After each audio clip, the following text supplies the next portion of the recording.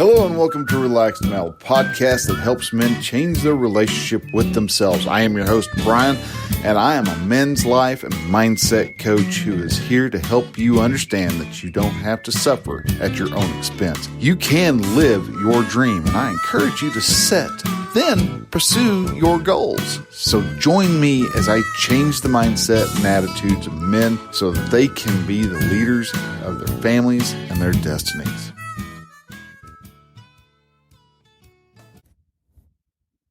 Hey guys, hello and welcome to Relaxed Male. All right, so as you can tell, we've changed things up just a little bit again. I am back in the truck this week. I ran out of time. I had a tree fall over last Saturday and got sidetracked with it, and then had other things, so I didn't get my podcast recorded when I normally like to on the weekends. So I wasn't in the studio. I'm here in the truck, and so that's where we are. Anyhow, so we're talking this week about how men talk to each other. There's a little bit I've ran into a couple discussions about how men need to change the way they talk, the way they communicate with other people. And no, we don't. That's just it. As well, as a matter of fact, the world needs to understand that men talk in a particular way. And if you want to have effective communication, you really want to make sure that you speak like a man. Now, women, you can do this too. But men are known for speaking in particular ways. And sometimes people view that way as being really harsh or aggressive or very matter of fact and me and the wife have often had discussions, and she's often tried to tell me, it's like, it's not that cut and dry. And in all reality, yeah, it is that cut and dry. The only reason that you're not seeing it as being that cut and dry is because you want to try to add some other little factors in there. And those factors are on one side or the other of yes or no. And so me and the wife do have quite a few discussions and talks and things like that. And she often is pointing out, I was like, you just like to argue. And that likes to talk about how I'm in the wrong profession. I should be a lawyer since I like to argue so much. And maybe so, maybe not. But it's always been arguing, discussions, however you want to phrase it. That's just one of the things that is often enjoyed with, and how you build a community, build an understanding, build a relationship. You don't want somebody who agrees with you all the time. And so, yeah, you're going to have disagreements. You're going to have discussions.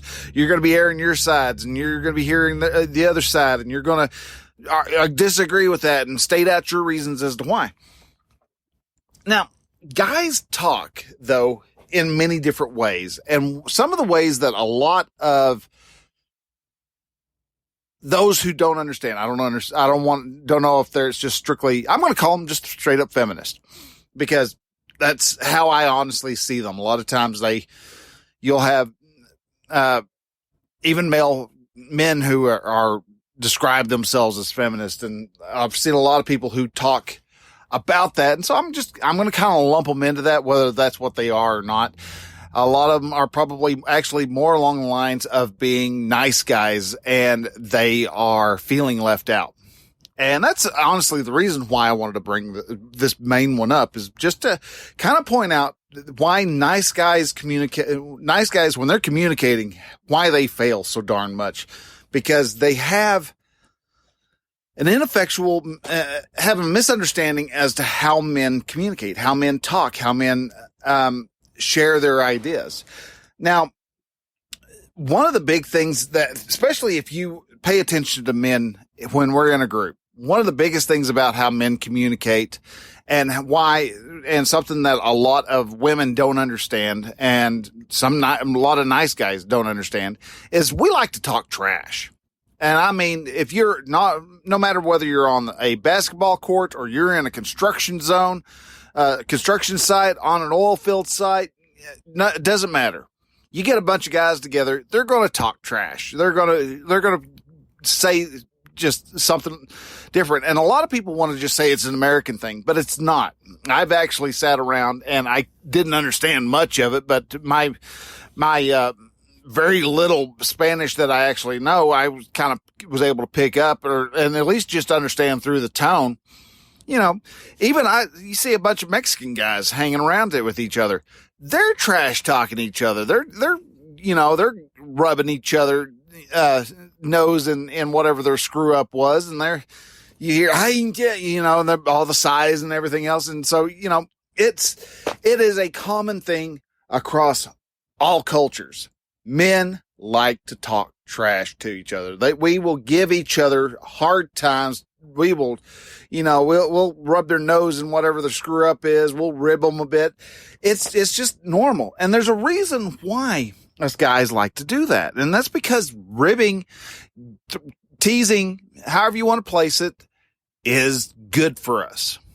It is actually good for men to actually have little put down jokes, sit there and throw around yo mama jokes and things like that. These are all part of a rite of passage for men. Now, a lot of times you will see this happen the most when there is a new guy that gets introduced into the team.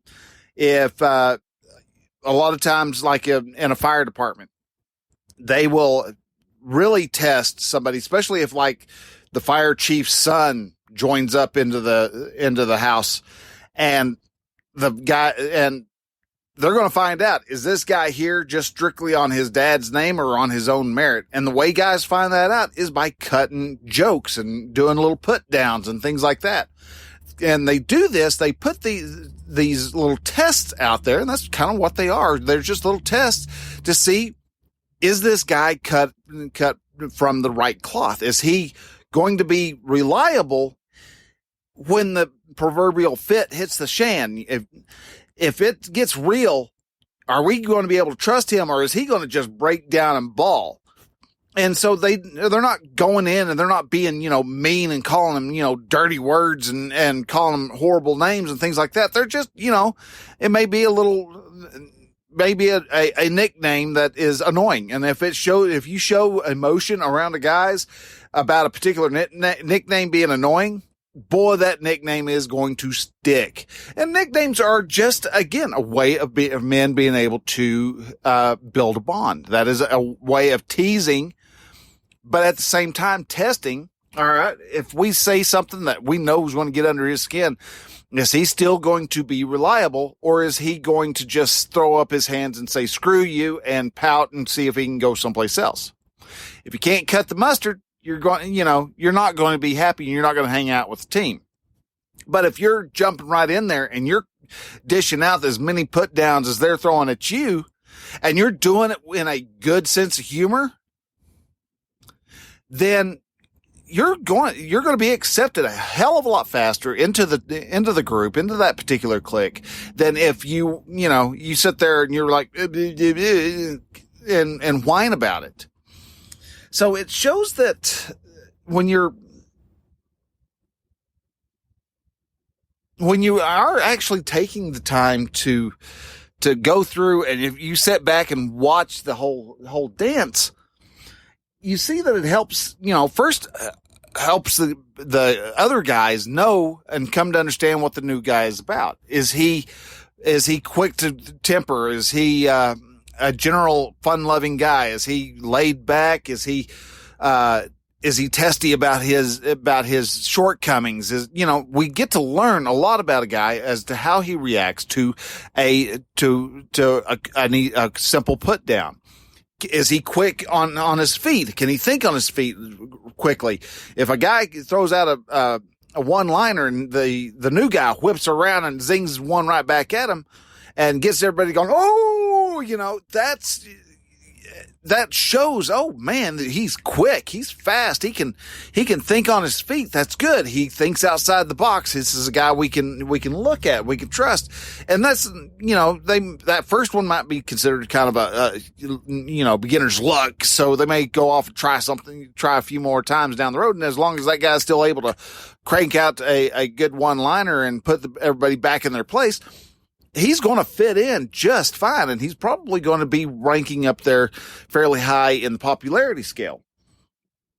So building bonds, building relationships. And if you've been in a group for a while, and say you do something stupid and you screw up, you do a rookie mistake or whatever it is, you're going to get ribbed. And if you're able to handle and swing with those ribbings, that just shows, hey, yeah, I know I screwed up. I did stupid. I heard the pop though. I successfully dislocated my head from my rectum. So I'm if you can hang, and even after you've done something stupid and to your own chagrin, you can take the ribbings, you're building that relationship up. So men trash talking each other is great for our relationships, great for the bonds that build. It builds relationships, reinforces the relationships. And when it comes to dads communicating with their boys, we do this also. We will give them ribbings. Yeah. And a lot of times the boy doesn't know how to handle it. He comes walking in one day and you notice that he's got, a little darker hair on his upper lip, a little peach fuzz there. We'll joke around. It's like, hey, come here, grab, drink this glass of milk, and drink the milk. And before he goes to wipe it off, he goes, no, don't wipe it off. Let me go find the cat to lick that off. We give them hard times. We talk about, we tease them about the facial hair and things like that. And some people are like, oh, shouldn't be teasing them. You're ruining his self-esteem. No, dude, we're not hurting his self-esteem. We may be bruising it a little bit, and we may be, bruising that ego a little bit, and that's good. You need to have a bruised ego from time to time. It helps you stay a little bit more humble, but it also shows, Dad's talking to me like that. And so if he knows that Dad talks to him like that, and Dad's still acts like he loves him, is not, grossed out by, he's not grossed out, but, not dissuaded, doesn't care for him anymore. Understands that Dad still is around, still has his back, even though he's giving him a hard time. The boy actually gets around to understanding that, hey, I can expect that. And the guys, when they tease you like that, they tease you and give you a hard time and talk trash because they care about you. They want to accept you into the group, but they have to know that you're going to be able to handle it. And so that's why, sadly, moms have a hard time understanding that. It's like, oh, you're damaging his ego. You're damaging himself. You're psychic and mentally. You're going to give him a complexion and stuff. And it's like, no, he may be a little embarrassed about whatever it is. I mean, don't want to go off and tease him about, something he has no control over. If he's got a stutter, yeah, you don't want to sit there and go, today, Junior. You don't want to do stuff like that. You want to, but you want to make sure that you let him know that when he's being human and he gets teased, that it's okay that he's being teased, that he's actually should expect to get teased for doing something goofy. So besides for talking trash, how do men talk? Well, we talk to each other directly. Real men, when we're talking, we talk in a very direct manner. That's one of the things you'll notice. If you ever sit down with your wife or your girlfriend and you get talking, oh, so what was your day? Oh, it was good. I went and we did this one project, got it done out of the way, and then went over to the new location, got set up for tomorrow. And you ask wife, so how was your day? Oh, well, we went over here and we did this, and now we had a really good conversation about yada, yada, yada. And we go into detail about what the conversation was and what one said and the other said. And then we come around and we go over to then once we got finished going to that store, we went over to, like Hobby Lobby, and we looked and saw this really cool canvas that they had, canvas design that they had. And then we looked and saw them, and they had a lot of new flowers that were available. And I thought these, and they go on into such detail, and guys are just like, oh, okay. Went to the grocery store. Went to Hobby Lobby. Oh, I went to eat. And, all the rest of the detail really isn't that important. If we find that we need more information, then we'll usually turn around and we'll ask that defining information. But, that's a difference between how men and women talk. We talk very directly. We say what the actual point is, and then we carry on. And while, sadly, it's not sadly, but how women, that's one of the differences between men and women. Women want to know, well, he doesn't talk to me. Yeah, he said the whole day, what he did this whole day. You want to know some more? Ask. And so we just get to the point. Watch guys when they go to the store. They go right to the bread aisle, right to the checkout. Or we go right or if we need to get stuff for sandwiches, we go to the condiment, we grab the mayonnaise, and we go over to the cold deli and we grab the cold cuts, and then we go to the dairy and we grab our cheese, and we go swing over we just make a big old beeline. We try to go make it as short and quick as possible. That's a little different between me and my wife. My wife's the one that likes to go wink in, out. If it's at Walmart, she goes in, she goes out, she's done. And I'm the one that kind of wants to go over and look and see what's happening over in the outdoor sportsman area. And then from there, mosey over to the electronics and see what movies they've got, which movie section has shrunk to something crazy. And then maybe I'll go over and then I'll start grabbing the groceries. But, you got to kind of do a little walk around, check out, see what's in the automotive. Maybe there's something in there, new type of dash cleaner that you like. And so I like to wander around. My wife, because it's Walmart, doesn't. But anyhow, so men have a primary form of communication. And this often is the distinct separator between a man and a nice guy.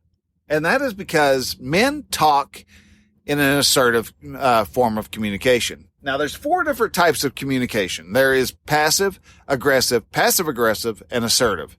And they each are different. Passive is it's just whatever you want. We're going to really beat around the bush if you're a passive talker. It's like, you know what I'm saying type of stuff where you just kind of hem and haw, and you never actually state what actually needs to be stated. You're just kind of, you want to let it be open to them, to the other person to interpret, so that you can make sure that you are making them happy. You're not going to say anything outrageous or anything like that, because, you don't know whether that person's how they're going to react to your comment. And so you're very passive in how you talk. Then you've got the nice guy who has got, fed up with the fact that he can't control people long. So he turns into the assertive jerk. And so you have the nice guy, it was still just a grown boy, but he's now mad at the world. And so he's going to talk aggressively. And that's the one who, you're going to do this and you're going to do it my way. If you don't like it, you can leave, and blah, blah, blah. And it's very angry, and it uses a lot of fear and a lot of scare tactics to try to get the person to do what he wants, what the aggressive communicator wants.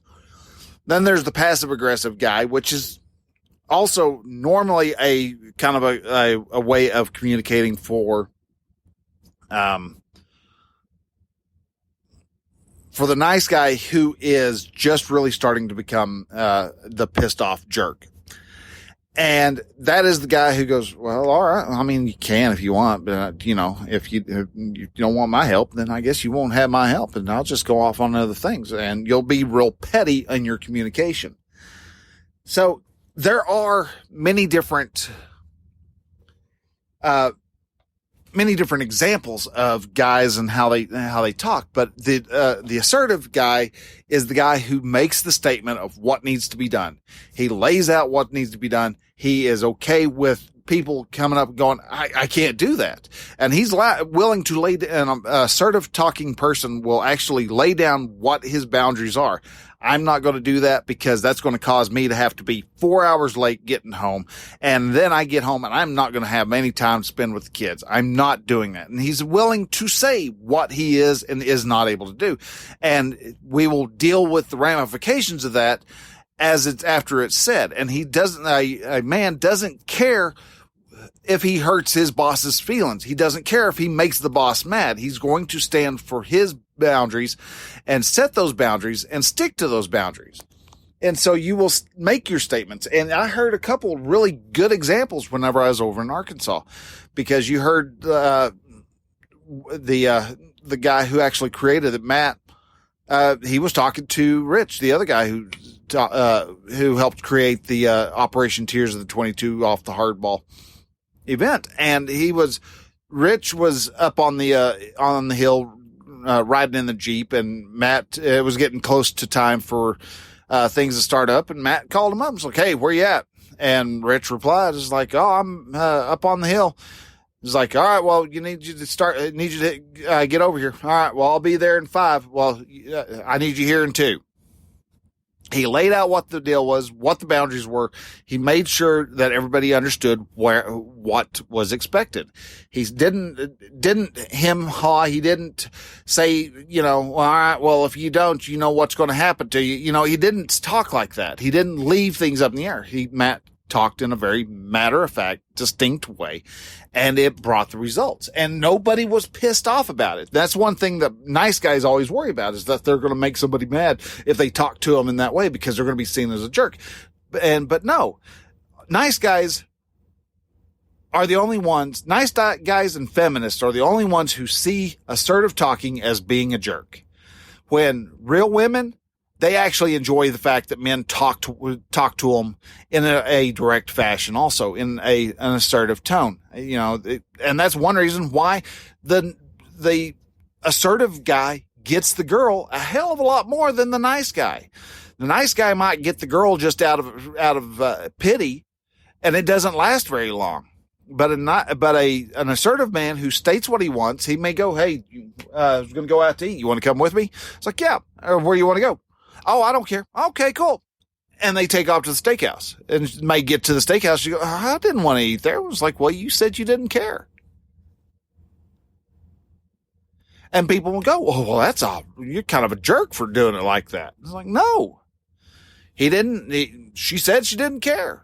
You've got buddies, guys. We do this same thing, especially if you got a whole bunch of nice guys. "Oh, where you want to go?" "Oh, I don't care." It's like, "All right, well, let's go grab some tacos." "Oh man, I had tacos yesterday. I really am not in the mood for tacos." "Well, where do you want to go?" "Oh, I don't care. I'm just hungry." Well, dude, and we go around, us guys can go around. But I've done that to guy friends too. It's like, "Where do you want to go?" "Oh, I don't know." "Okay, cool. We're going to go grab Chinese." "Oh, I don't want Chinese." "Well, dude, you said you didn't know you said you didn't care. So next time you'll care. So we're grabbing Chinese." And so we'll climb in there, and he'll, and once he gets finished eating, like, "Oh, that was pretty good." So we have our forms of communication, and that is means of talking in an aggressive people. Wait, now why people have such a problem with assertive talking is because, one, it can be viewed as intimidating. If they are somebody who is not sure with themselves, not sure on who they are and what they stand for, like a nice guy, and they have somebody talk to them in a very assertive manner, it becomes very intimidating. It's like, "Oh my God, this guy knows what he wants. He's not going to play my game. I can't talk circles around him. He states what it is, and he states what is expected of me. And how am I supposed to do that? That's just not fair. I can't do that. He's so mean. He intimidates me." It also is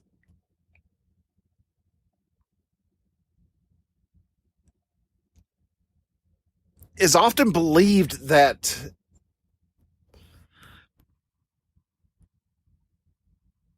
when it comes to talking assertively, especially when it comes to boys, a lot of people these days somehow decided that words suddenly have this magic power of doing damage to people.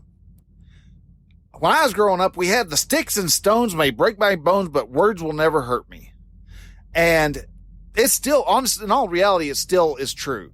If you're a Harry Potter fan, you're going to know what this word is. But if you go up to somebody, say you go outside, grab yourself a twig, run up to your wife and wave it around, point it at her and say, Expelliarmus.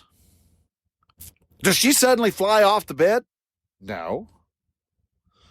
Or maybe you try Expelliarmus on her shirt. Does her shirt suddenly just fly off? No. How about if you say, what's the Crucio, which is one of the forbidden curses? So what happens then? Nothing. She's not all of a sudden, you know, writhing in pain. She doesn't suddenly die if you were to go off, point a stick at her and say, Habara Kedavra. No, she's not going to suddenly die.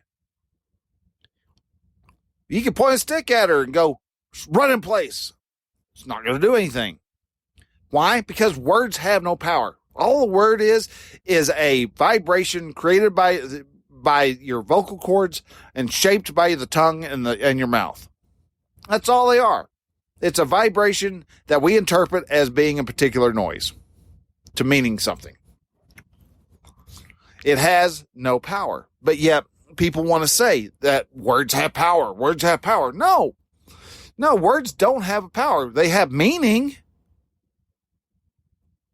But the funny thing about meaning is that it can vary from person to person. And that's one reason why when you're doing effective communication, you're actually making sure the person understood the words you used in the proper context.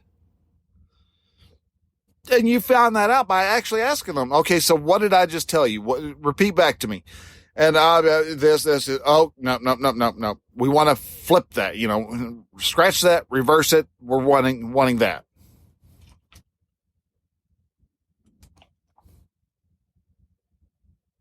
So when it comes to communication, you want to make sure that you are talking in an assertive way. And that when you're not a nice guy or a recovering nice guy, as I am, you find yourself going back into I'm going to beat around the bush a bit and, try to talk in kind of more flowery way, beat around the bush and not talk very directly. And you can tell when you're hitting somebody who's not used to you talking like that. And they go, what? And so all right. I realize what you're doing. Okay. Say it directly, shortest words, fewest words as possible. Ugh, here, there, say it like, say it just short, concise, and as direct as possible. And you'll have a lot more, communication and a lot more interaction from people when you're actually being able to talk in a very direct manner. So guys, with that, I'm going to go ahead and I'm going to let you go. I want to thank you again for listening and go ahead and get this puppy wrapped up. If this is your first time listening to the show, man, I appreciate you listening. If you're listening on Apple Podcast, go ahead and hit that follow button. And then after you hit the follow button, hit that download button. That'll save you the aggravation of listening to it halfway through the show and all of a sudden it drops because you found a dead zone. It's happened to me. It took me a little while to figure it out. And that's also one of the reasons why I'm over on Overcast, because it goes ahead and it downloads. If you're on Overcast or any of the older podcast platforms, go ahead and hit subscribe and you'll get this podcast every Thursday downloaded onto your phone, ready for you to listen to. If you are on Apple, go ahead and I would be greatly appreciated if you go and leave a rating and review. If you are on on any other platform, whether it's Android or what, go ahead and go over to relaxmail.com/podchaser, PODCHASER, Podchaser, and that'll take you over to the Podchaser page, and there you can leave a rating or review, and that would just help me out tremendously by showing everybody that so that I've got a little bit of got some people who are willing to review the show, and that would just helps people understand that, hey, I'm actually here doing stuff and that whether what I put out is actually good or not. It doesn't help with ratings at all. It just helps other people to decide whether or not they actually want to listen to the show. If you are needing help to stop being the nice guy, man, I would love to be able to help you. I've got personal coaching packages that are available that will help you to work your way out of the whole nice guy syndrome and to turn you into the masculine male and be able to command your future as you want to see it. You can live your life on your terms. You can do that by going to relaxedmale.com/coaching. And that'll to get you over there. If you are wanting to just be able to level up your life on so many different levels, and you are wanting to work on your community pillar, then you can also go to relaxedmale.com/brotherhood. That is my exclusive group of men's group that actually is there where we all get together. We meet once a week. We talk about whatever the problem is. Everybody jumps in and helps you out. It's not just a group coaching call, and it is an actual mastermind. We operate on the mastermind principle discussed by Napoleon Hill. Napoleon Hill.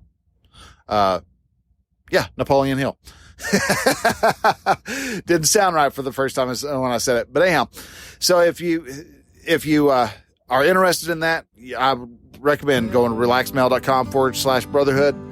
Fill out the form, submit it. I'll give you a call. We'll talk it out, and we'll see which group would be the best fit for you.